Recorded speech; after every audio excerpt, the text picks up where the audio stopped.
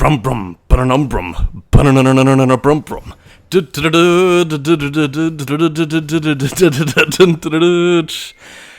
Honest to God, I have no idea what that makes me think of the 20th Century Fox theme song, although then again I guess it is apropos considering that 20th Century Fox is now owned by Disney, which if Family Guy is to be believed will eventually be owned by Netflix, which will eventually be owned by Pornhub. And yeah, that was my introduction.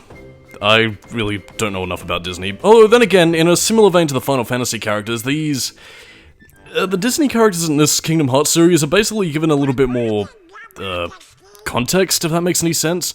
Like, I mean, they're not just generic cartoon characters for the sake of themselves, it's pretty much just set up as like this weird sort of like, legitimate kingdom. Like, I mean, Mickey here is a king, Donald is the, well, court wizard, mage, or whatever the fuck you're gonna call it, and of course Goofy is, well, Captain of the Royal Guard. So, again, like, I mean, there is specific context in regards to what these characters are gonna be doing.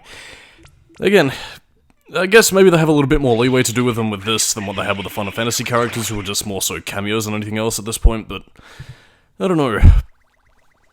But anyway, as beginning context for Kingdom Hearts, King Mickey has gone missing, and basically, this is our framework for having our two companions, Donald and Goofy, and names which are always followed by Soras for some reason. And something that you probably shouldn't fashion a drinking game after, because you will get very, very, very drunk, which is what I want to be right now. Oh yeah, they also have magical powers. Donald's magic in particular is, not something you wanna fuck with. Especially considering the fact that he's, got a Zeta flares, which he's saving his MPs for, which is why he ain't heals yus. Well, I mean, unless of course you, set his, you know, characteristics and behavior appropriately in battle, in which case he can, kind of, sort of, once in a blue moon. And, really though, why Donald is keeping a secret and not tell the royal ladies of the court, I have no idea, because they kind of find out anyway, but again, I guess that was part of the joke. I think. By the way, like, I mean, one thing I want to mention quickly is that Disney Castle was initially going to be a playable level in Kingdom Hearts, but was, scrapped at the last minute. I'm guessing a lot of its level data was reused in Kingdom Hearts 2, but, yeah, very odd omission. Hey Sora, have you heard about the legendary power of the Paopu fruit?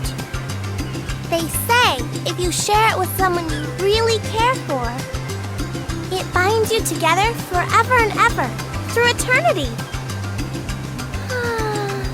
It's so romantic. I gotta try it sometime. It's so romantic. But yeah, at this point for the second day on Destiny Islands, you don't get to fight Riku, although you do have a secondary event, but again, you can choose to fight all these characters again if you so choose to, but again, they also do have significant flavor texts, like, you know, how Waka wants him and Tidus to go off and explore the secret place, which Sora and Riku found so many years ago, so you would have thought they would have had the balls to go in, but then again, I guess maybe Waka and Tidus were pussies. Goddamn motherfucking pussies. Then again, I suppose Selphie probably would have gone in, but then again, who knows, maybe they did go in and graffiti all the walls, because, I mean, I don't know. But again, their positions also change, I think, because, I mean, well, actually, no, Selphie stays the same, it's only Tidus and Waka who've kind of gone about the place a little bit. So let's see what Tidus is up to. I think you've gotten stronger, but odds are you're still no match for Riku. We took him on 3-1 last time, and he whipped us all. Well, I guess Kairi can always count on him. You know, I like how Tidus has the brass balls to say such a thing, even though Sora, like, literally yesterday, completely whipped all three of their asses as well, so, methinks this is a bit one-sided, and yes, I'm literally just beating the shit out of all three of them, just to prove a point to Tidus. This will go much quicker than what we saw in the previous part, but, yeah, also a means of getting some more tech points. And again, a lot of this is much more comfortable with guard, which is, again, it's a lot more comfortable to use than just hitting with your Keyblade because of forward momentum and mathematical shit. Yeah, that's right, we get all scientific here on the Skully commentaries where we talk about momentum and physics and kinetic energy, and the Matrix, and the Nasdaq, and the stock portfolio. I'm just saying random words at this point. But again, like, this doesn't really get you anything other than a potion, as I believe I've mentioned previously, but again, it's good to just rub it in Tidus' face that, again, you are once again superior. And again, there is also different dialogues for what happens when you win or lose. again, I believe if you beat Titus up, I think it was this time or the last time, but he says, "Man, you're unreal!" And as he damn well should, respect our strength. This will probably be the reason why Sora ends up being the Master of Masters. I don't know. I can only hope anyway. I guess something else to also point out is the fact that this, I mean, aside from cameos in Chain of Memories and Coded, and a brief appearance from Selphie in Kingdom Hearts 2, this is pretty much the only time Titus, Selphie, and Waka end up appearing in the series. And again, that kind of saddens me, really, because, like, I mean, in their retrospective games, I do like the characters, and even in Kingdom Hearts, I do still think there's a lot of potential to really, you know, wring the best material out of them, but I don't know, I guess Kingdom Hearts, since it has more of its own cast now, is neglecting the Final Fantasy characters, and that makes me very, very, very sad. Like, I mean, you don't even really need to dedicate storylines to them, just put them in the Olympus Coliseum, or, like, arena fighting. I don't know, it'll be fun enough. Now again, you also get to choose to name the raft in a little bit with Riku here, and I was trying to think of something funny, but instead, I thought of something, well, less than holy. Again, I was literally struggling for like a few seconds on end, but again, I didn't want to wait too long because, well, you know, recording and that's a chance that something could fuck up, so, yes. Eventually I just decided to fuck it and, well, what I'm about to type is going to be quite dirty, and you'll probably see it on the thumbnail as well, so I just want to say, children, if you happen to be watching this video, or anybody else watching, please don't look this up, because you will be mentally scarred, and, well, let's just say that I'm going to hell. Well, could be worse, I mean, I suppose. Either way, this Kingdom Hearts playthrough is going to be a lot raunchier than I initially suspected, because, yeah. Sora, you naughty boy. But that's okay, because maybe Riku was into that kind of thing. You can bond over it together. And, again, speaking of Sora and Riku's budding relationship, let's just, let's have a little see how, Riku tries to taunt Sora into getting a bit closer to him. Of course, here we go. If I win, I'm captain. And if you win... I get to share the Palpu with Kairi. Huh? Deal? The winner gets to share a Palpu with Kairi. Wait a minute. Okay, on my count. And of course, at the risk of having his budding lover Riku stolen by that hussy over there, they must have a race for Sora to prove his superiority, and of course his affection for Riku. And I won't be giving this up anytime soon. Again, this is actually a much tighter race than you might expect. I mean, you don't really have any degree of, like, speed build-up or anything, so... Again, Sora's base running speed is pretty much what you get, and since Riku moves at the exact same speed on a set path, again, you pretty much gotta take every advantage you get, and one question about the race I'm gonna bring up right here, make sure you hit the star when it glows, because if you don't, then, well, you're losing this race, and...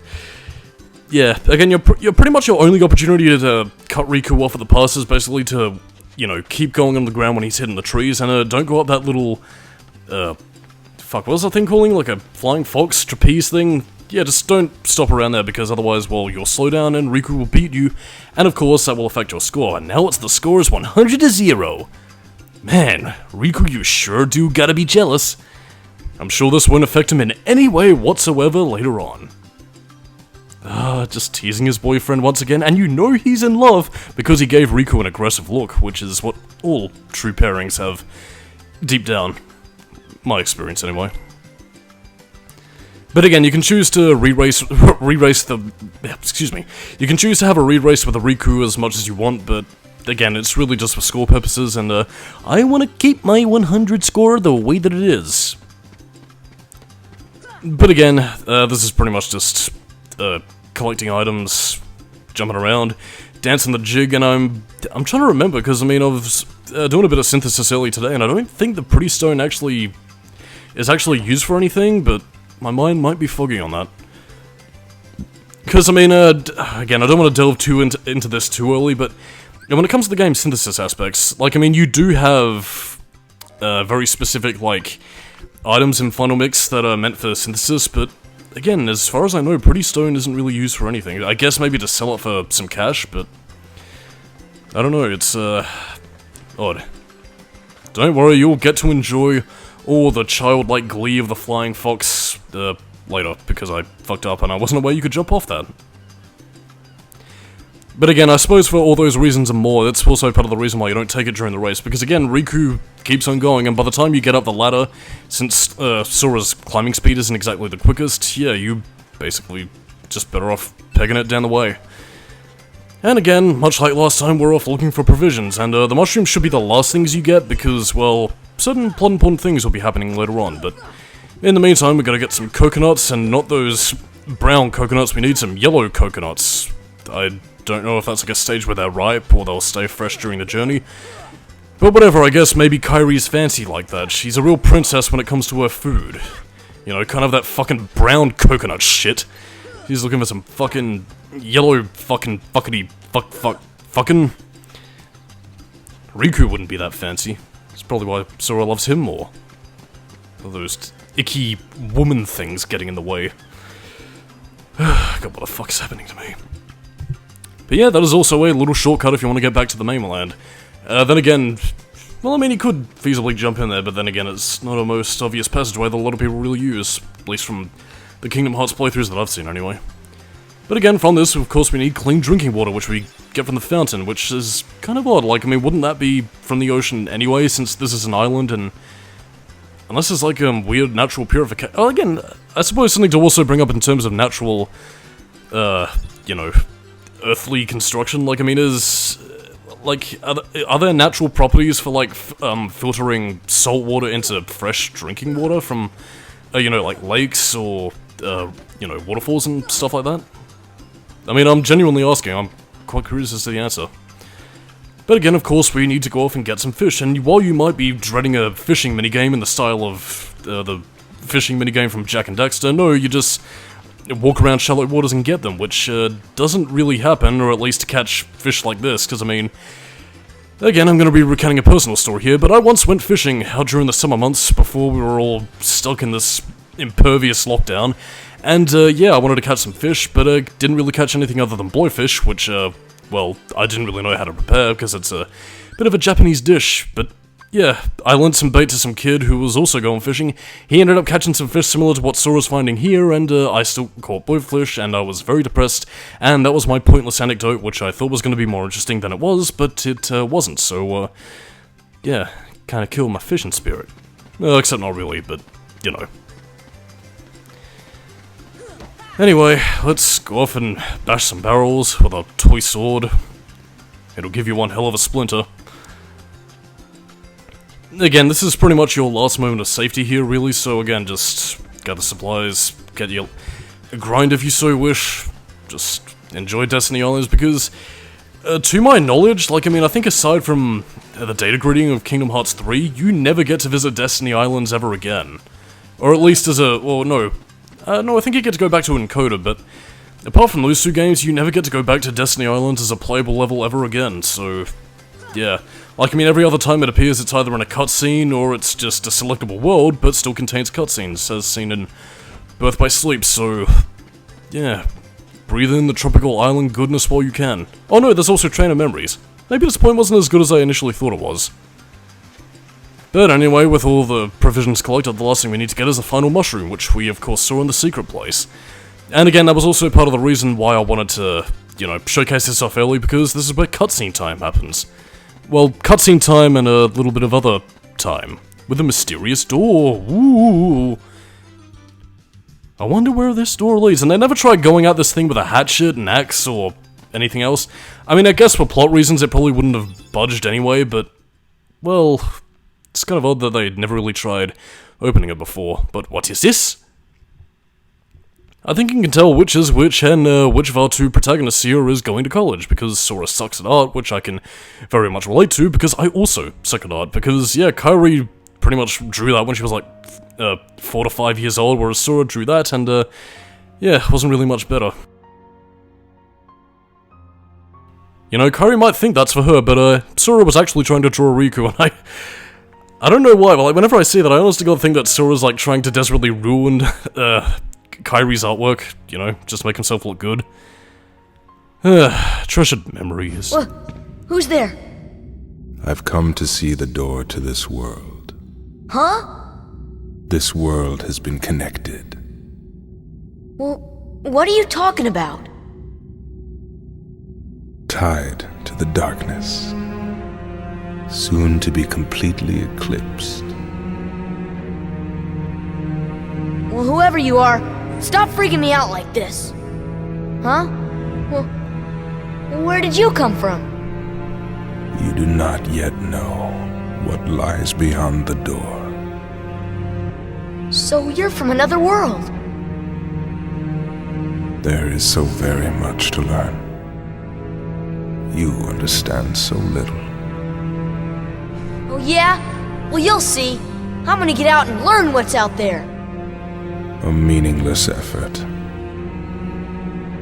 One who knows nothing can understand nothing.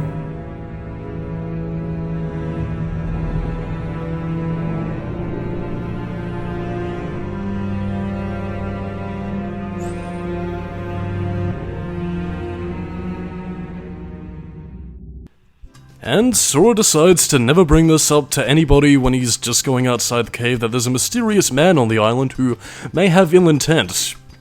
Like, I mean, this wasn't worth telling Riku, the rest of your friends, getting Selfie Titus ready for an attack, you know? I mean, they're not quite aware of the mysterious goings-on of Mr. Blankety-Blank over there, but, you know, you would have thought that they would have prepared an attack force. Seriously, Selfie with a skipping rope, Sora and Riku with swords, and Titus with his pole that could beat the shit out of him. You know, Sora, you gonna do anything about that? Well, I'm sure you've got it all in hand, my weird, spiky-haired friend. But now we'll just spend the last of our days enjoying the trapeze. No, wait, that's a flying fox, I'm pretty sure. What is with my terms today? I have no idea. Don't worry, we will enjoy the Flying Fox. We will enjoy the last of our childhoods, because we will never get it back again, and this boat runs on happy faces. A boo-hoo, a boo-hoo-hoo, a boo-hoo-hoo-hoo-hoo, boo-hoo. And again, yeah, I found the starfish very weird. Is it meant to be an item? Is it just a bit of decorative detail? I have no idea, but it was pretty, and I'm probably sure I have ADHD or something. And again, of course, because Kairi's entire crush was sparked by Sora's, admittedly crude drawing of Riku, yeah, this is pretty much Kairi giving a charm that would later be retconned to be a birth by sleep thing, except not as good and kind of even shittier and a bit more poorer, but it does end up leading to a pretty decent Keyblade, so eh. Well, this is pretty much the point where you can call it a day, so on that note, I am Solidus-Skully, keep it new metal. Excuse me. And next time on the Kingdom Hearts commentary, well, yeah, the peace is pretty much gonna go away with the turn of the sunset. You know, Riku has changed. What do you mean? Well, You okay? Sora, let's take the raft and go. Just the two of us. Huh? Just kidding. What's gotten into you? You're the one that's changed, Kairi. Maybe. You know, I was a little afraid at first, but now I'm ready. No matter where I go or what I see, I know I can always come back here. Right? Yeah, of course. That's good. Sora, don't ever change. Huh? I just can't wait. Once we set sail, it'll be great.